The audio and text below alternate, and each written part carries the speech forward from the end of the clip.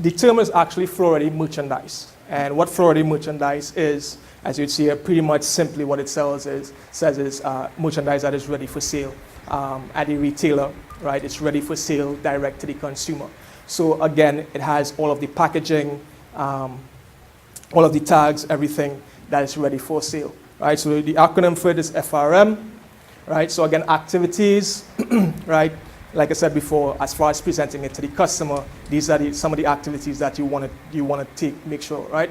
So again, if you're going to, again, if it's even if it's a buyer's meeting, like I said, buyer's meetings, the format, it could be at a trade show. You could go directly, right, to buy a showroom. You might invite them to your showroom, right? So it could take place in different formats, right? So again, having all the merchandise ticketed, like I said, your main label, size tabs, right? Key and content labels, we're going to touch on that a little bit.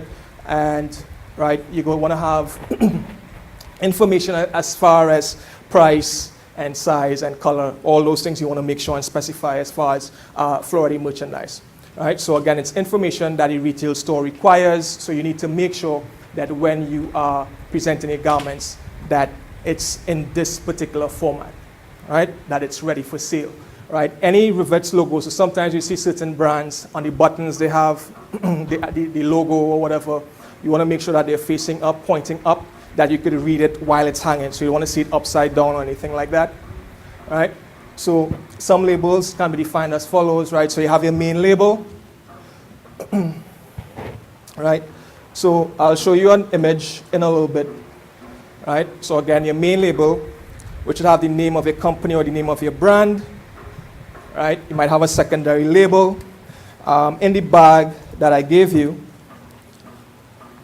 I'll just show you an example, right? So this is a tag, right? You'll see this one that you might find on the sleeve of a t-shirt or a knit garment, or you might find on the hem of the garment. So this one, right, this will be considered a secondary label.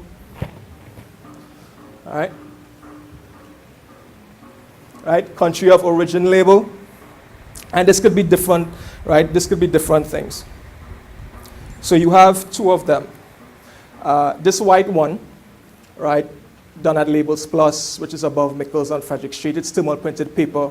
Some people use these as main labels. I don't, right? Because when this washed, it doesn't look, especially if you have, a dress made out of fine fabrics. This is not the type of label you want to use as a main label. So the one that I'm showing you, I use this for a key and content label or country of origin label. So if you look on this particular label, you have the fabric content, right? You have the care instructions, right? I have my and that is my real registration number, TTBS 2415. And you see the country of origin, made in the USA. Now this, right, so this is a thermal printed tag. It's a printed tag. This one is a woven tag, right? And the material is called the mask. And you'd see it's a folded tag, woven tag. Again, sewed into the seam line, right? And you'll see it has the logo of the brand, the size, care, and content instructions, right? The country of origin and all that information on there, right? So like I said, it could be separate, right? Sometimes you could have the label all in one, the information all in one, right? You have the size tab. So like this, and I have one in the bag that I gave you guys as well. So this is the size tab. Again, these are generic labels that you could buy in bulk, right? And again, the care and content label, that's the white one that I showed you as well. Also this one, it says 100% organic cotton, right? So it has the fiber content or the fabric content, and it has the care instructions. So this is a care and content label as well.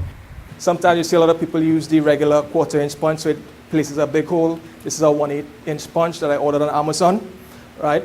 So it gives me this little hole, right? So again, I create hang tags by just using a business card size, right? So that's what you see in different packages. Now to show you what I do with this as well, some of you know of the eyelet puncher, right? And using eyelets, right? This is all stuff that I did on my own. So this particular hang tag, right? I'm not sure if I included any of the packages. It's the same business card, right? Just use the eyelet puncher and created this hole, a bigger hole, place the fastener, and these chains, right? You could buy these. Again, I bought these on Amazon, right? To create this type of hang tag, right? So you know what dog tags look like, right? The whole idea was that because of what the brand represents, Urban Militia, it's a streetwear brand, right? It was to convey that type of image. Okay, another thing you could do, right? Buttons on the waistband, right, at the left seam, right? So you could have it there, but these are what are called joker tickets. You see it on jeans over the waistband. It's the same exact card. Same exact card. All I do is use a tracing wheel to score it, and I just fold it, right? Using the tagging gun, I punch the 2 holes in it and just tag it on. There are tagging guns you could buy to do this as well, right? So if you look at it, it's the same exact card, and I do it all myself. So again, the only reason I'm showing you this is that you don't have to spend money. If you don't have the money to get this professionally done, you could do it in-house, right? Until you build yourself up where you could afford to have these printed professionally. Does this look like I did this myself? That's the idea, and that's why I'm sharing this with you guys, right? Of what you could do without having to go to professional printer, yeah?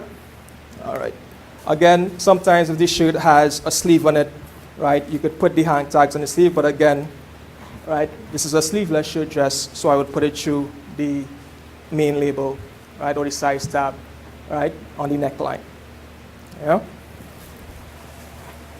Okay, right, and this is just for menswear, right, men's and boys apparel, other different types of placement, right, so again, you'd see for folded tops or whatever, so tops like this, again, through the main label, which I showed you before, right, through the main label, and so depending on the type of garment, right, you will just apply the correct fastener, all right. Okay, so the UPC polybag sticker, so again, I showed you this. This is it here on this particular package. Again, you can see it's not a lot of information, and you have the barcode, the UPC barcode. There are different types of barcodes. This is called a UPC-A barcode, and I'm not going to get too detailed into that because it gets really complicated. The information regarding UPC barcodes, as important as it is to vendor compliance, when you really get into it and what each number represents, it could be a little bit complicated, and this is just an intro that I'm giving you. But again, this is compliance, this is vendor compliance, and this is stuff that's required by a lot of retailers, okay?